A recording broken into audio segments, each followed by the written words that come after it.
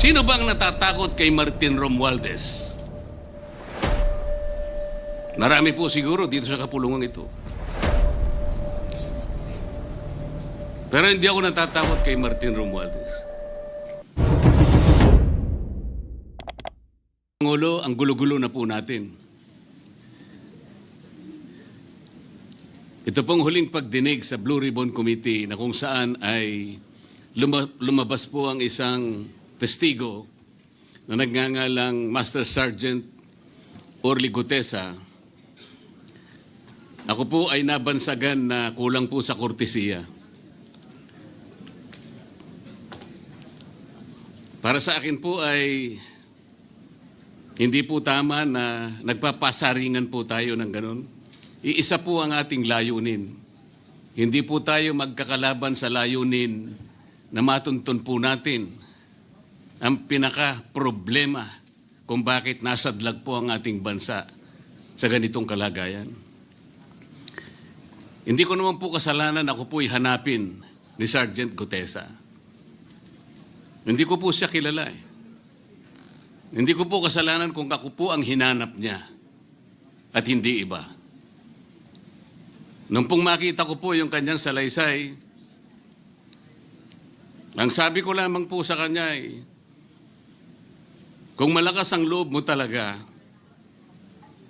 at naniniwala kang dapat mong gawin ito para sa iyong bansa, dalawa lang ang pwede mong gawin para sa akin. Ipanotaryo mo yan, at kung malakas ang loob mo, bukas ng umaga bago mag-alas 9, kailangan nandun ka na sa Senado.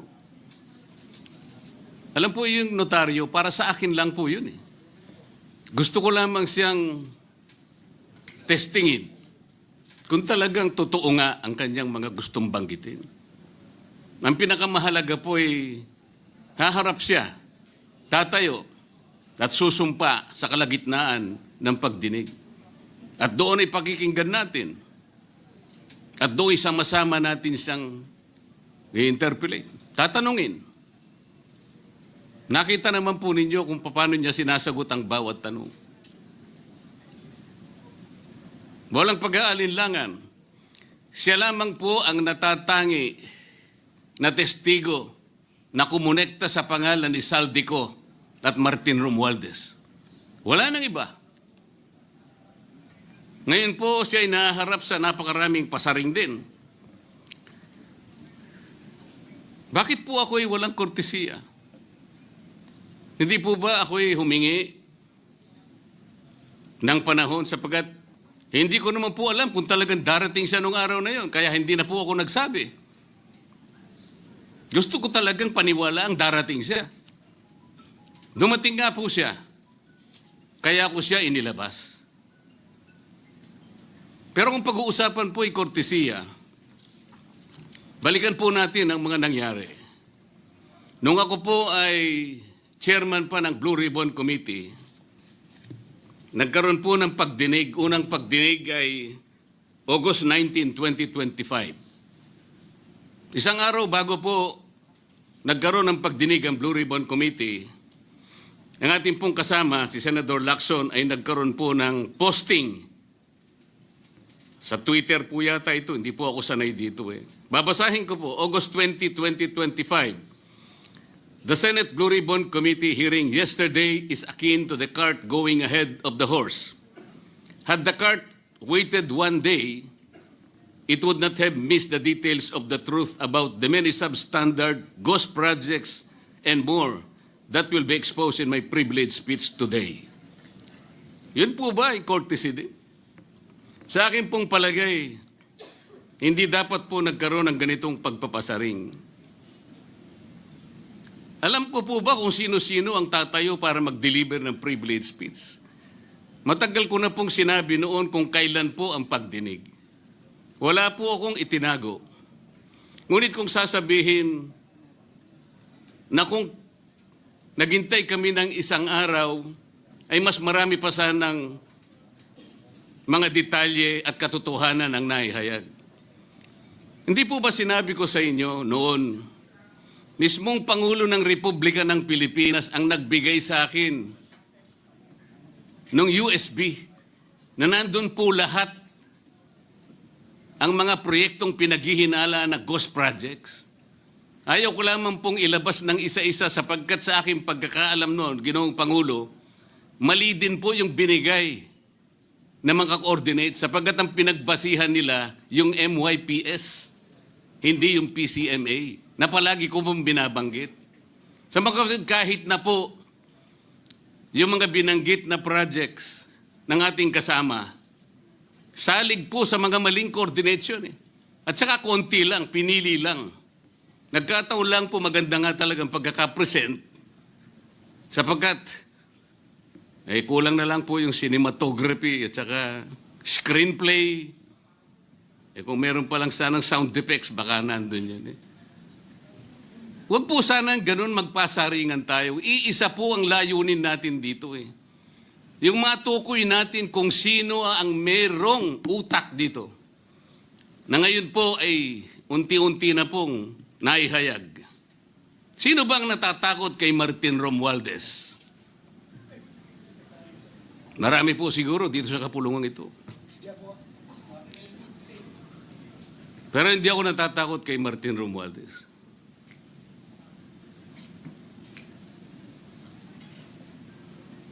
Ngayon po, kino-question po yung notarization ng statement ni Gutesa. Dahil yung babae po, yung abogadong babae, nag-notarize, tinalikuran po niya ang kanyang signature, yung kanyang pirma. Nandyan po ba yung assistant natin para ipakita po natin? Ayan po yung huling bahagi ng dokumentong ninotaryo doon sa opisina ng abogadang babae na ngayon ay tinatalikuran niya ang kanyang pirma. Doon sa right side po, ayan po yung ninotaryo sa dokumento ni Gutesa. Yung kaliwa po ay iba pong dokumento. Tingnan po ninyo yung pagkakahawig. Ibig po ba ninyong sabihin, Ginoong Pangulo, yun pong notarial details, na yun po yung kulay blue, na kung saan nandyan yung PTR, nandyan po yung MCLE number, nandyan po yung kanyang roll number, yung kanyang address. Nakuha po ba ni Gutesa mula sa opisina ng abogada at in-stamp niya? Pagkatapos po yung detalye na nasa bandang kaliwa na kung saan makikita nyo document number, page number, book number, series of 2025. Makukuha po ba ni Gutesa mula sa libro, mula sa notarial register ng abogado? Paano niya makukuha? Tingnan po ninyo yung kabila, ganun din. Bakit po natin hahanapan ngayon si Gutesa at sasabihin pa natin dahil lamang tinalikuran ng babaeng nagnotaryo ang kanyang pirma? Pangkaraniwan na po kasi, Ginoong Pangulo, kahit pumunta kayo sa maraming lugar na kung saan nagnunotaryo, hindi nyo po makikita roon ang abogado. Iaabot nyo lang sa kanyang papel ninyo, pagkatapos isosoli niya sa iyo, pagkatapos nyong magbayad. Itatanong po ba ni Ginoong Gutesa, bago siya umalis, tatanungin po ba niya doon sa babaeng kausap niya kung sino man yun, Madam, kayo po bang may pirma nito? Wala pong ganun eh. Ngayon, kung tatalikuran po ng abogado na yon ang kanyang pirma, ako na po mismo ang magdidirect ng prosecution sa kanya para ma-disbar siya. Sapagkat ginagamit po niya yung opisina na yon. Pakita po ba natin, pwede po nating ipakita yung opisina, yung kanya, ayan po yung kanyang lugar. Ang opisina po niya ay sa Ermita, ngunit yan po ay ginagamit niyang address. Ayan po makikita ninyo. Notary Public 24/7. Ibig nyo sabihin, nandyan at hindi na natutulog yung abogado na yan. Sigurado meron siyang tao dyan na pumipirma. At ginagaya na lamang nung kanyang staff o secretary yung pirma niya. Ganyan po palagi. Kalakaran. Kalakaran, ngunit hindi tama. Sapagkat sa batas po ng notaryo, kailangan nakaharap po yung magnunotaryo sa nagpapanotaryo. Bakit po niya ngayon sinabi na hindi niya pirma yon?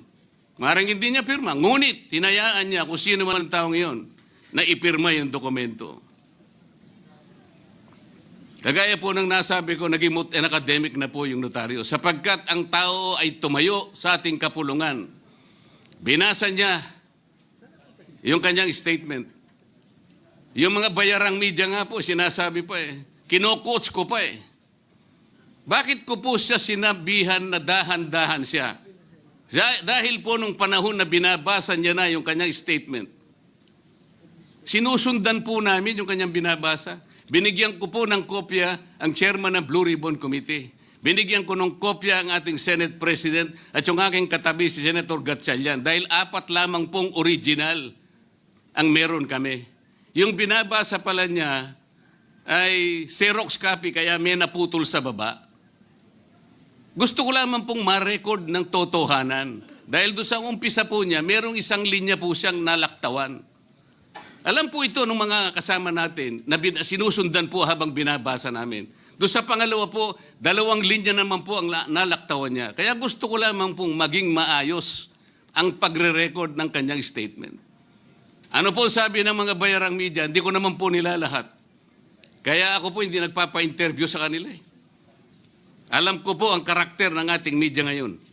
Nakakaawa na po ang kalagayan. Binanggit na po ng dating Senate President ang nangyari do sa statement ni Diskaya. Siya ang kauna-unahang nagbigay ng statement na kung saan binanggit ang 17 congressmen. Ngunit nakakapagtaka. Hindi na po natin tinutuntun yung 17 na yon. Kagaya na nga sinabi ng Senate President, napupunta na, natutuon na yung pagtuntun sa mga kasama natin dito. Bakit po? Natatakot ba tayo kay Martin Romualdez? Siguro po, yung iba sa inyo natatakot. Ginoong Pangulo, naghalo na po ang balat sa tinalupan. Bakit po? Ngayon ko lamang po nakita sa pagdinig ng Blue Ribbon Committee. Nandun po yung Justice Secretary. Hindi pa po natin natatapos na pagtatanungin yung respondent, yung resource person, na tayo po ang merong legal and physical custody. Hindi ko maintindihan kung bakit dadalhin niya sa kanyang opisina at pagbalik niya, meron na siyang supplemental affidavit. Ano po ba itong nangyayari sa atin? Meron na ba tayong alituntunin? Meron na ba tayong agreement sa pagitan ng DOJ at ang pag-imbestigang ginagawa natin sa Blue Ribbon Committee? Hindi ko na po maintindihan kung ang Blue Ribbon Committee is the investigative arm of the Department of Justice. Ang sabi ko po nung nasa ikalimang pagdinig pa lang tayo, sapagkat nakikita ko na po ito, kaya po naghangad pa ako sa ating chairman no, na sana'y paraanin niya ako, meron lang akong gustong isang guni muna at pag-usapan sana muna. Hindi naman po ako nabigyan ng pagkakataon kaya nagkaroon pa po ng konting sagutan doon. Ito po yung gusto ko sanang ayusin muna, pag-usapan muna natin. Lalong-lalo na po ang kaugnayan natin sa bagong tatag na ICI, Independent Commission on Infrastructure. Ano po bang ugnayan natin dito? Hindi po ba tayo mag-uusap muna? Hindi ba tayo gagawa ng regulasyon muna? Meron po tayong mga doktrinang isinasaalang-alang. Nasaan na po ang institutional boundaries? Nasaan na po ang separation of powers? Nasaan na po ang system of checks and balances? Di ba natin isasaalang-alang ito? Dadalawang tao lamang po ba ang mamamagitan sa pagitan ng mga institusyon na ito? At mawawala na po kami sa picture? Are we supposed to be kept in the dark, Mr. President? Yung po, kung mo ba sinabi ng ICI na isa sa kanilang mga poder, kapag ka nag-request po sila, makakakuha sila ng impormasyon sa House of Representatives, sa Senate, sa Korte, sa Sandigang Bayan, at kahit sinong otoridad. Ibig ba sabihin wala na tayong opsyon na tumanggi? Kailangan po natin pag-usapan muna yon. Ang nangyayari po sabog-sabog na po Baka nga yun ang isang dahilan kung bakit nag-resign po yung advisor na si Mayor Magalong ng Baguio. Yung pong mga pasaring, ito po yung nakakapagbigay sa atin ng hindi naman kailangang pag-aaway-away o pag-aalitan. Hindi po maganda sa ating panig ito. Tingnan lamang po natin yung interview sa DCMM ng ating kasamahan, chairman ng Blue Ribbon Committee, ng mga host ay si Victoria Tulad at si Christian Yosores noong September 28, 2025. Ang tanong po nila, ilang hearings pa ang nakikita ninyong gagawin ninyo? Ang sagot po ng ating kasama, Senator Lacson, yun ang hindi ko pa masabi. Dahil kung may bagong lumalabas na mga testigo at masustansya yung sasabihin, meron pang mga kakulangan na dapat na mapunuan, magtawag tayo ng pagdinig. Tama naman po yun. Pero ito pong pangalawang saknong, ang sabi po, pero kung paulit-ulit lang at masa-sidetrack o kaya palihis yung direksyon ng inquiry, yun ang i-assess namin kasi medyo lumihis na. Ano po yung lumihis? September 28, dito lumabas si Master Sergeant Orly Gutesa. Lumihis po ba o dumiretso? Mula kay Saldico, ikinonekta po niya kay Martin Romualdez. Sa akin palagay, dumiretso po, hindi tayo lumihis eh. Pagkatapos tinanong pa po, do you think po, coach po si Gutesa? At iba pong observation, baka si Senator Rodante Marcoleta dahil parang sinabihan siya nung nagbabasa siya. O nalimutan mo, balikan mo itong paragraph na ito. Naipaliwanag ko na po kung bakit ko lamang sa sinansala at sinabi kong balikan mo sapagkat meron nga po siyang nalalaktawan base po sa sinusundan namin na binabasa niya na dokumento. Ang sagot po ni Senator Lacson, medyo natawa pa nga siya, kayo nang humusga sa lahat ng yan, ay tayo nag-viral na. Siguro, ang sasabihin ko na lang, yung hula nyo, yun ang hula ko. O hula ko, hula nyo. Parang, your guess is as good as mine. Hindi po maganda yung inference eh. Parang ang lumilitaw, kinots ko eh. Bilang isang abogado, magmula po nung ako'y maging abogado, inisip, hindi ko po ginawa yung mga bagay na ito. Kumisan nga ako eh. Hindi na abogado, sila pa yung nagsasabi eh. Katulad po ni Saldico.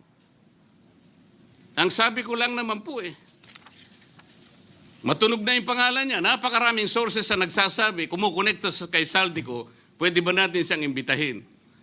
Ang sabi po, hindi na raw siya imbitahin because of interparliamentary courtesy.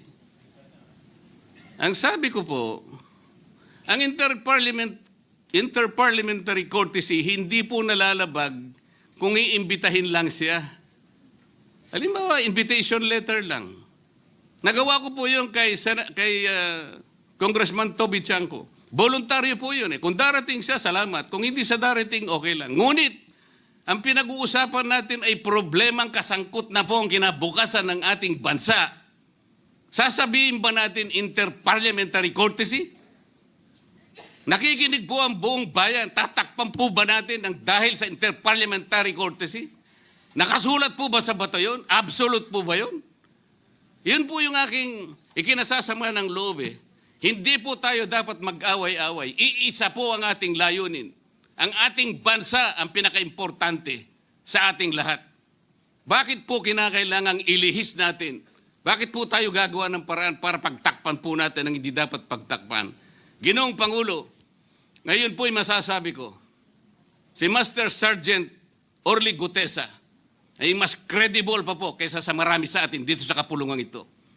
Si Master Sergeant Orly Gutesa, mas matapang kaysa sa mas marami dito sa ating kapulungan. Maraming salamat po, Ginoong Pangulo. Thank you, Senator Marcoleta. Majority Leader.